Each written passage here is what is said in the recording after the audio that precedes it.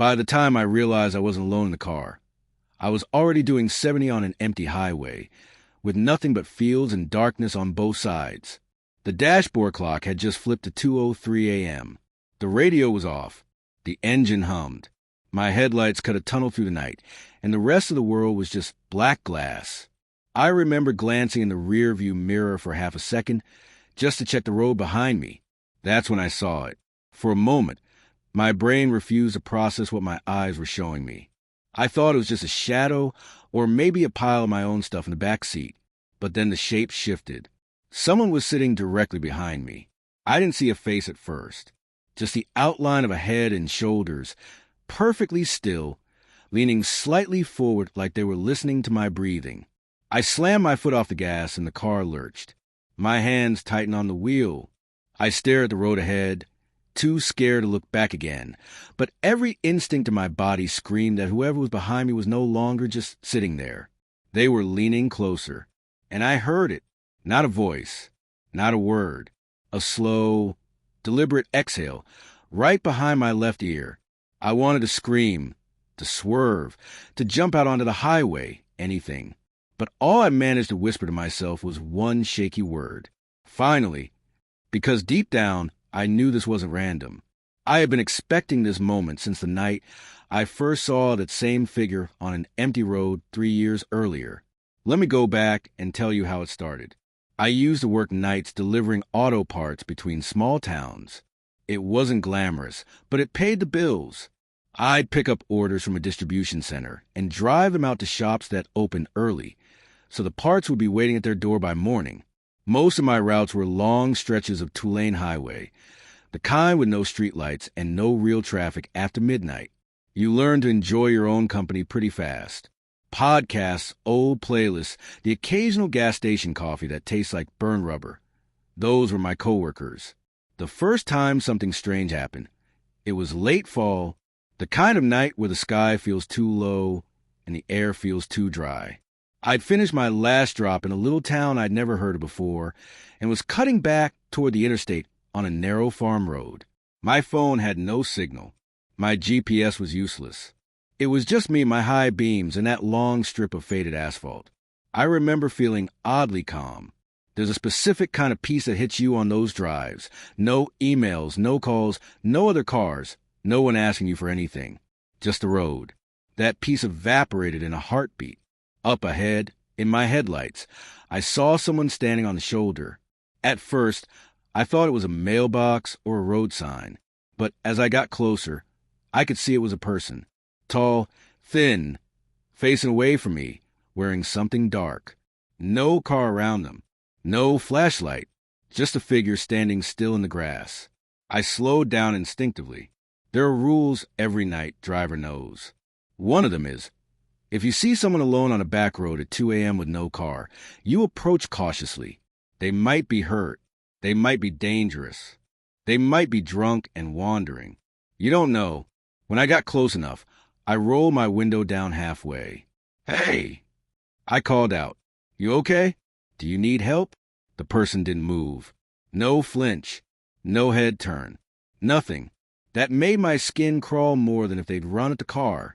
I rolled a little closer, keeping my foot hovering over the brake. Now my headlights were right on them. I could see more detail. It was a man. His clothes were so dark, they almost absorbed the light. I couldn't make out his face because his head was still turned slightly away from me. His arms were at his sides, unnaturally straight. Something in my gut whispered, "Don't stop." I raised my voice. "Do you need a ride? I can call someone for you." Silence. The road behind me was empty. The fields around us were empty. The night felt too quiet, like everything was holding its breath. I inched the car forward until I was almost beside him. That's when he finally moved. Not much, just his head, turning slowly, like it took effort, like he hadn't moved in a very long time. He turned just enough that I could see half his face in the headlight glow. His skin looked off. Not bloody, not gory, just wrong. Pale in some places, strangely dark in others, like he'd been standing outside in the elements too long. His eyes looked reflective, but not in the way an animal's eyes shine in headlights.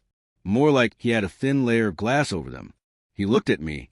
There was no surprise in his expression, no fear, no relief, just recognition, like he had been waiting for my car in particular.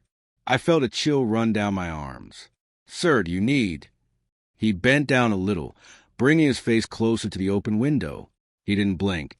When he finally spoke, his voice sounded dry, like he hadn't had water in days. "You're going the wrong way," he said quietly. My heart hammered. "What?" His lips barely moved. "You're going the wrong way." I swallowed. "What do you mean?" "Wrong way to where." He tilted his head slowly, studying me like I was a strange one on the road. "You'll see." That was it. No explanation. No request for help. No mention of where he was coming from or going to. My fight or flight instinct slammed the alarm button in my head. Every hair on my arms and neck stood straight up. I forced a nod, rolled my window up the rest of the way, and eased back onto the road. In the mirror, I watched him. He didn't wave. He didn't turn away. He just stood there, watching my car until the darkness swallowed him. For the next 10 minutes, my eyes kept flicking to the rear-view mirror. I half expected to see headlights come up behind me, even though there was no car back there. Every time a tree branch shifted in the wind, I tensed up. Eventually, the rational part of my brain started talking. He was just some guy. Maybe he was confused. Maybe he was passing through and got stranded. Maybe he'd been drinking. Maybe he liked messing with people. The more I told myself that, the more my heartbeat slowed. By the time I hit the interstate and saw other cars again, the whole thing had started to feel like a weird story to tell a coworker later. Creepy, yeah, but explainable. For a while. Weeks went by, then months. I did more routes, more miles, more lonely roads. I didn't see him again. I hadn't forgotten that face, though, or his voice, or that sentence. "You're going the wrong way." I joked about it once with a friend on a lunch break, and he shrugged it off. Maybe he meant that road leads to a dead end or something. My friend said through a mouthful of fries. Or maybe he was just trying to scare you. Maybe, I said, but here's the thing. He wasn't wrong.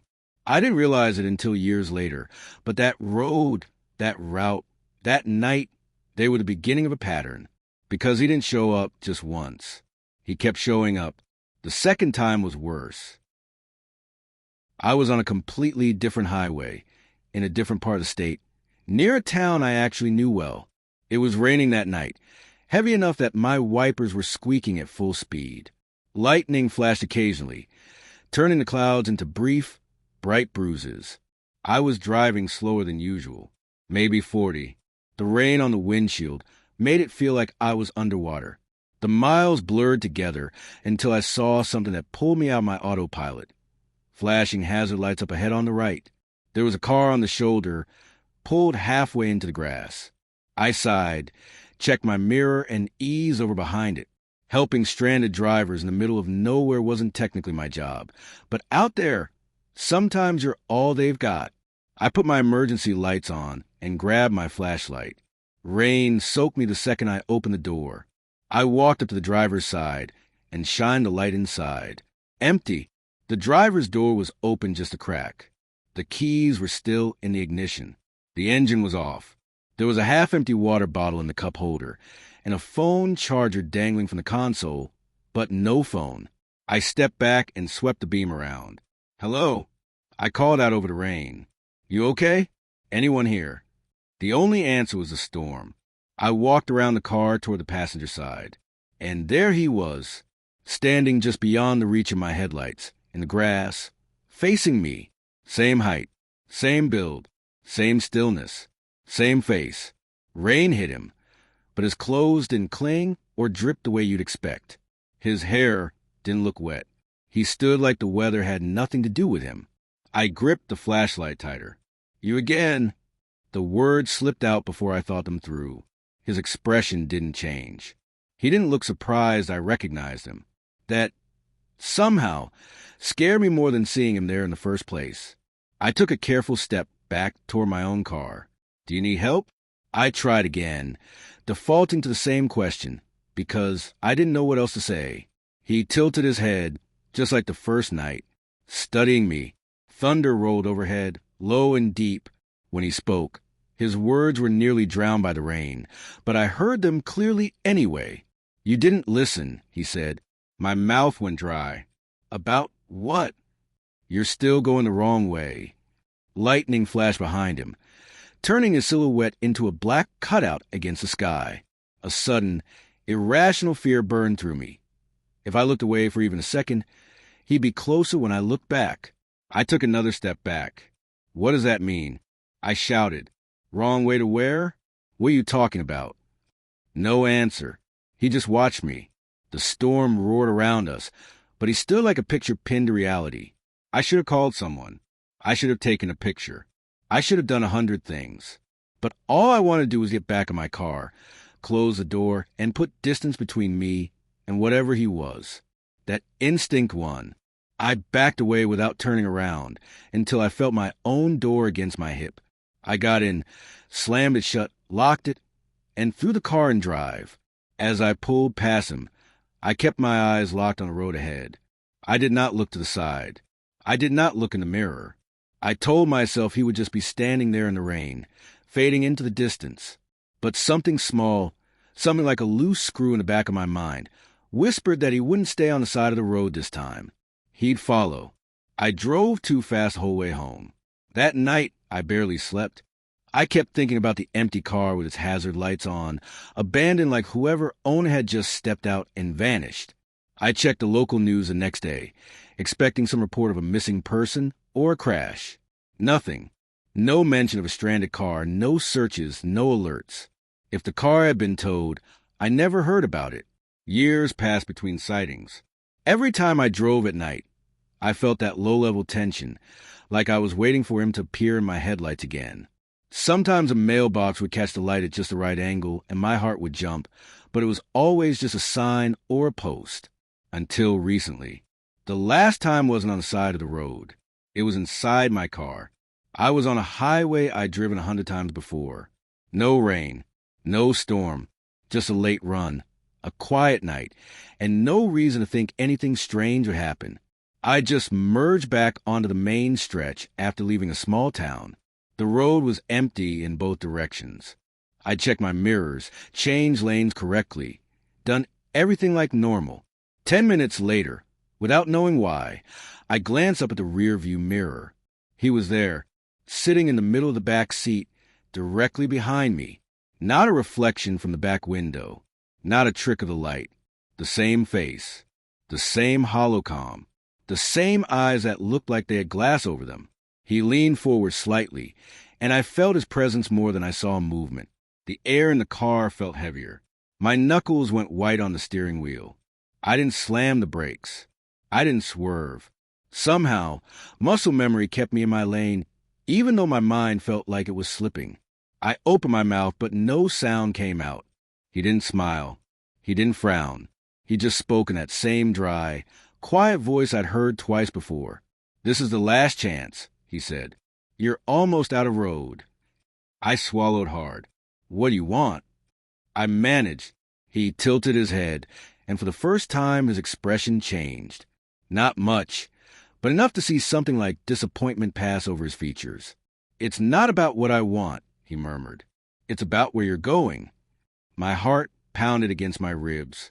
"Where am I going?" He didn't answer. Instead, I heard that slow, deliberate exhale near my ear again, though his mouth never moved. The sound curled under my skin. The highway ahead of me suddenly looked different. The darkness seemed thicker. The white lines felt like they were leading somewhere I wasn't supposed to be. In the mirror, his gaze shifted from me to the windshield. He watched the road like a passenger who knew the destination and didn't like it. I wanted to pull over. I wanted to jump out. I wanted to wake up and find out this was just some stress dream. But I stayed in my seat, foot on the gas, watching the miles slip under my tires. My eyes flicked between the road and the mirror. At some point, I realized something else. He hadn't told me I was going the wrong way this time. He'd said I was almost out of road. And the worst part? I could see, far ahead in the distance, for the first time on that stretch of highway, a lone figure standing in the center lane, waiting. I blinked, and it was still there. A shape, still, patient. The man in my back seat straightened up. Without taking his eyes off the figure ahead, he whispered one more thing. So quietly, I almost convinced myself I misheard it. Now you understand.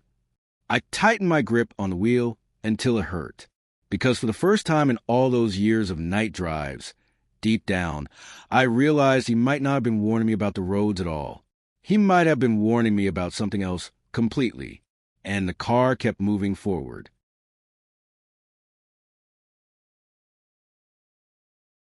I didn't really believe the stories about Highway 67 until the night I experienced it myself. People always joked that the road had a personality, or that GPS signals twisted there, or that radios picked up voices from nowhere. I always laughed those things off. I've driven through much worse, abandoned mine roads, washed out desert highways, even snow-covered rural routes where my tires were the only tracks for miles. But Highway 67? Something about that place was different from the start. The first time I drove it, nothing weird happened. The second time, I noticed my dashboard clock flickered occasionally. The third time, the radio made a strange popping noise, even though it was turned completely off. But the fourth time, that was the night I stopped laughing. I was coming back from a late delivery run, around 1 a.m. The sky was clear. The air felt still and cold. The kind of night where your breath fogs softly in the cabin when the heater hasn't kicked in yet. Highway 67 cuts through a dense pine forest, stretching almost 30 miles with no houses, no gas stations, no cell towers, nothing but shadows, trees, and occasional old billboard half-rotted from rain. When I turned onto the highway, I noticed something immediately. There were no cars, not even distant headlights, just an open road swallowed by darkness. That alone wasn't unusual, but the silence felt unnatural. Heavy, like a blanket pressed over everything. About 5 miles in, I saw the first sign that something was off. A woman was standing on the shoulder. Tall, frozen, wearing an old-fashioned dress, long, pale, and loose around her ankles. I'd never seen anyone wearing something like that in real life, especially not in the middle of a deserted highway at this hour. I slowed down, partly out of instinct, partly out of alarm. As I got closer, I realized she wasn't facing the road. She was facing the trees, just staring into them, completely still. I rolled down my window a crack. "Ma'am, are you okay? Do you need help?" She didn't turn, didn't even flinch. The wind lightly moved the hem of her dress, but she didn't react to that either. Her posture was rigid, almost too rigid, like she was braced for something to come out of the woods. I pulled a little closer. "Ma'am." This time she did react, but not to me. Her head snapped upward toward the treetops, like she heard something high above her. I listened too. Nothing. That's what scared me the most. I decided not to stop. Something deep in my chest told me that if I got out of that car, the darkness around us would swallow me whole. I left her behind, watching her shrink in my mirror until she completely disappeared into the night. 5 minutes later, I told myself it was all explainable. Maybe she was lost. Maybe she lived in one of the cabins farther north. Maybe she was on something. Maybe she was sleepwalking. That was all before I saw the second person. This one was a man, standing in the exact same posture, facing the trees, except he was closer to the road, close enough that when I passed, I could see his hands. They were clenched into fists so tight his knuckles were white. His shoulders were up near his ears, like he was listening hard for something or bracing for something. I didn't roll my window down this time. I didn't slow down. I didn't breathe until he was gone in the rear-view mirror. Another 10 minutes later, I came across the third one, then a fourth, then a fifth, all scattered along the shoulders, spaced out by half miles or full miles. Men, women, young, old, all standing in the exact same position, facing the trees, frozen like wax statues, and all of them staring into the same forest that stretched endlessly beside the road. My heart was pounding. This wasn't normal. There was no explanation for this many people wandering alone at this hour, dressed strangely silent, standing like they were listening to something I couldn't hear. But the worst part came next. because eventually I stopped seeing them on the shoulders of the road. They started appearing closer to the asphalt. One stood right at the edge of the white line. Another stood in my lane for a split second, forcing me to swerve. Another stood with their back pressed against a tree, head tilted up unnaturally. And every single one of them kept facing the forest, never the road, never me, and never each other. Then, around the 12-mile mark, everything changed at once. I saw a man standing on the shoulder like the others, but this one had his back to the trees. He was facing the road, facing me. I felt my breath catch. This was the first one acknowledging the highway. As I approached, he lifted his arm, slowly, deliberately, and pointed directly at my car, not waving, not signaling for help, not even moving his fingers, just pointing. I rolled to a near stop, too shaken to think clearly. His face was blank, but his eyes were wide open, unblinking. His arm trembled, not from cold, but from something else entirely, something that looked like fear. I didn't know what to say. "Do you need something? Are you hurt?" He didn't respond. Instead, he pointed past me, at something behind my car. I felt a cold throb in my stomach. I didn't want to look, but slowly, my hand moved to the mirror, and there she was, one of the women I'd passed earlier, standing in the middle of the road behind me, staring into the trees again. But I hadn't seen her when I passed. I hadn't passed her at all. It was like she had appeared after I stopped. The man's hand shook harder, still pointing at her, or maybe pointing past her. I swallowed, looked back at him, and asked the only thing that made sense in that moment. "What's happening on this road?" He didn't blink, didn't breathe, didn't lower his arm, but he did speak. "You shouldn't hear it," he said quietly. "Not yet." "Hear what?" I whispered. He didn't answer that. Instead, he said something that made my skin crawl. "Dry before it notices you." My chest tightened. Before what notices me? His eyes widened even more. The blankness shifted into something like panic. "Go," he said. Not yelled, not begged, just said it like a fact. Then he dropped his arm and turned back toward the trees, falling into the same frozen posture as the others. I didn't waste a second. I drove fast, too fast. My tires hummed over the asphalt, and the dark forest blurred beside me. I didn't look in the mirror. I didn't look at the shoulders. I didn't even let my gaze wander off the dividing lines. I kept waiting for something to step into the lane, or for a face to appear in my side window, or for someone to speak from the back seat.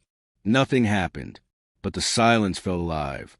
Halfway down the final stretch, I heard something, not in the distance, not in the woods, not on the road, inside the car, a faint tapping sound, soft, slow, rhythmic, coming from the passenger window. Tap, tap, tap. I froze. I didn't look. I didn't need to. I could feel someone standing just inches away outside the glass, matching the car's speed, tapping with a finger that moved too slowly to belong to anything human. The tapping stopped. A breath warmed the glass. I pressed the accelerator to the floor. The forest fell away. The highway straightened. Street lights appeared. And just like that, the tapping stopped. The presence vanished. The air felt normal again. When I finally reached town, I parked under the brightest gas station lights I could find and sat there shaking. Gripping wheels, my hands were shaking. I've never told anyone about the night I got stuck on Old Briar Lake Road. People in my town always said the road was strange, but they never meant dangerous. They meant confusing, twisty, hard to navigate in fog. Nothing supernatural. Nothing that would make someone avoid it on purpose. But after what happened to me, I don't drive that road anymore. I don't even drive near it. And sometimes, when I'm alone on any dark road, I still feel like the thing I saw out there is trying to find me again. Let me explain. Old Briar Lake Road is a looping, forest-covered highway that circles a man-made reservoir.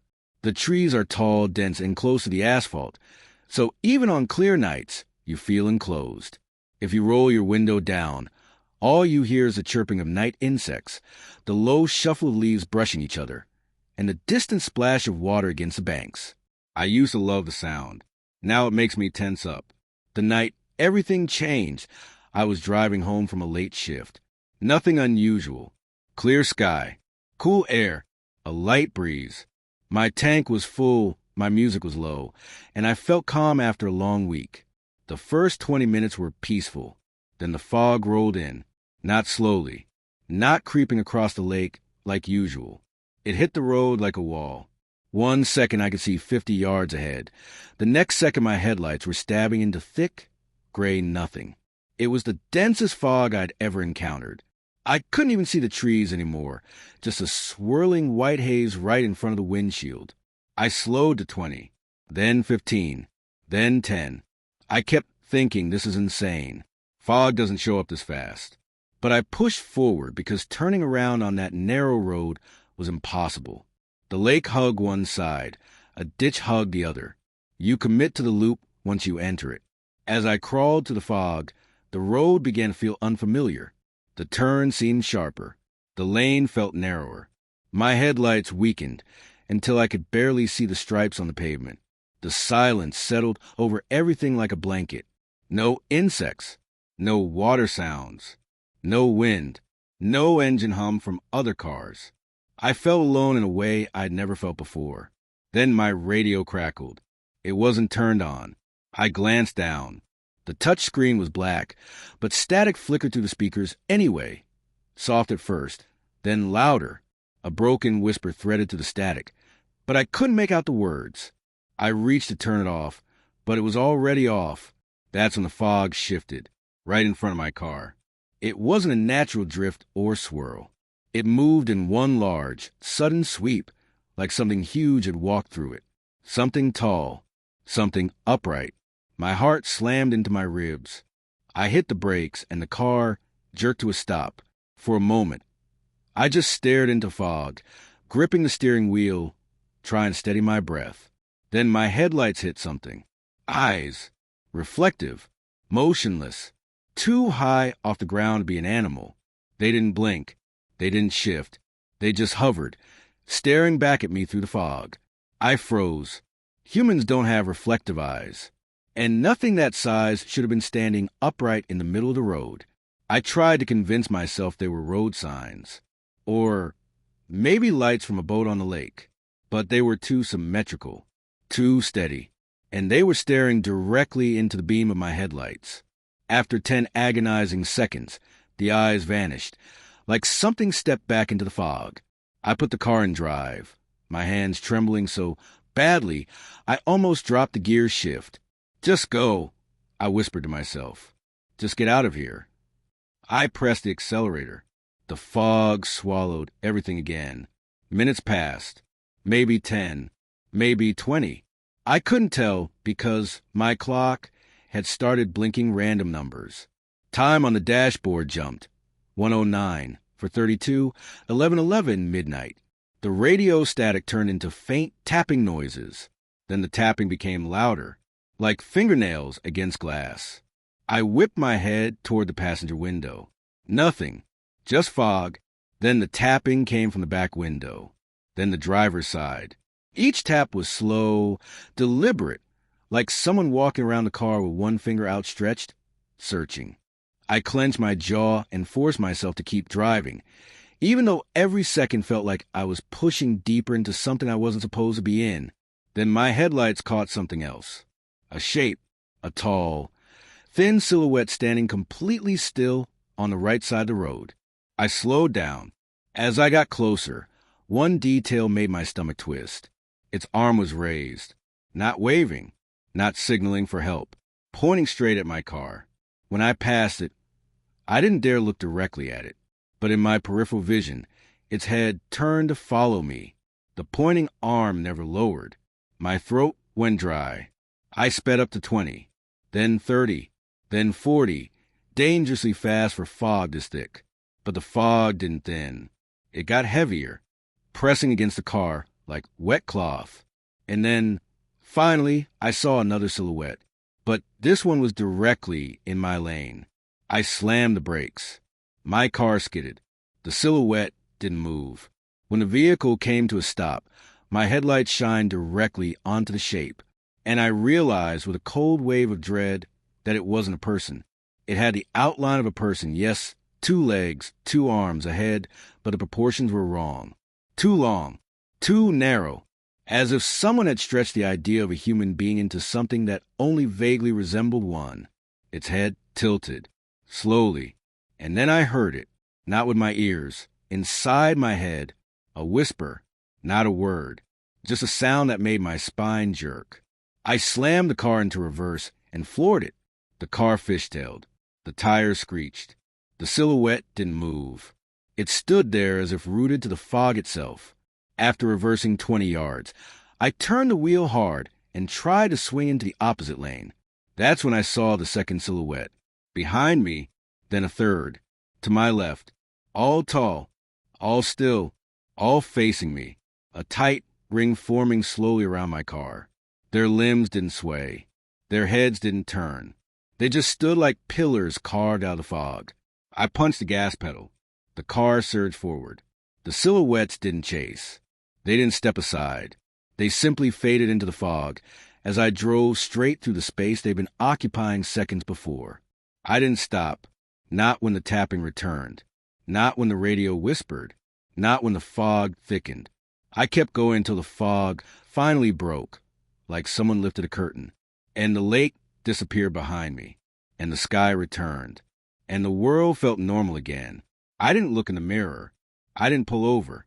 I didn't breathe properly until I reached the next town. To this day, I don't know what I saw out there, but one thing sticks with me. None of the silhouettes chased me. None of them grabbed the car. None of them even moved toward me. They didn't have to. They were already waiting on the road. And every time I think about that ring forming around my car, I wonder if they were surrounding me to attack, or to keep something else from reaching me through the fog. Night driving has a way of showing us things we were never meant to see. Empty highways, silent forests, long dark roads where the only sound is your engine and your own heartbeat. But every once in a while, you come across something you can't explain. Something that follows you long after the road ends. Something that makes you look twice at every empty shoulder, every patch of fog, every shape standing a little too still in the dark. Whether it's a figure that appears in the back seat, strangers lining the tree lane for no reason at all, or silhouettes that move in ways no person should. One thing becomes clear. The night has stories of its own, and some of them are watching us more closely than we think. So if you ever find yourself driving alone after midnight, and the radio starts whispering, or someone appears in your headlights, or you see a figure standing just a little too still on the side of the road, just remember these stories, and keep driving, because sometimes stopping is the worst thing you can do. Thank you for watching. If you enjoyed these stories, make sure you like, comment, and subscribe to the channel. And join us again for more chilling tales that remind us the darkness is never really empty. Stay safe out there.